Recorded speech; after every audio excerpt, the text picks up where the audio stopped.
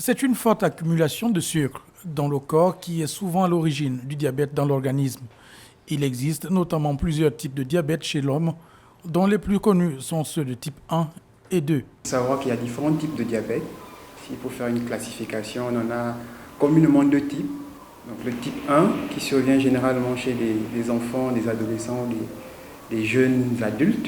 Et le type 2 qui lui se manifeste un peu plus tard chez des patients qui ont des facteurs de risque, par exemple l'hérédité, le surpoids, l'obésité.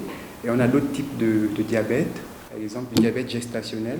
C'est une situation d'hyperglycémie qui est découverte chez une patiente enceinte. On peut avoir également du diabète maudit. L'alimentation est une chose à prendre en compte quand on est une personne atteinte de diabète. Il est alors recommandé par les spécialistes d'avoir un régime alimentaire sain. Non, les personnes atteintes du diabète déjà sont suivies et prises en charge par des médecins spécialisés, donc les médecins spécialistes du diabète. Donc après une prise en charge médicale, on peut avoir une prise en charge, ce qu'on appelle les règles hygiéno-diététiques. On va leur donner une liste d'aliments qu'ils doivent manger, qu'ils doivent éviter de manger pour éviter de lever leur glycémie. Il y a un régime particulier. Ces personnes doivent avoir une alimentation pauvre en glucides. Face à cette maladie, tout le monde est vulnérable et susceptible d'en développer. Les facteurs qui sont la fatigue, la perte de poids, les troubles du sommeil, la soif abusive, la faim et les envies de faire miction régulièrement. Les symptômes sont les mêmes.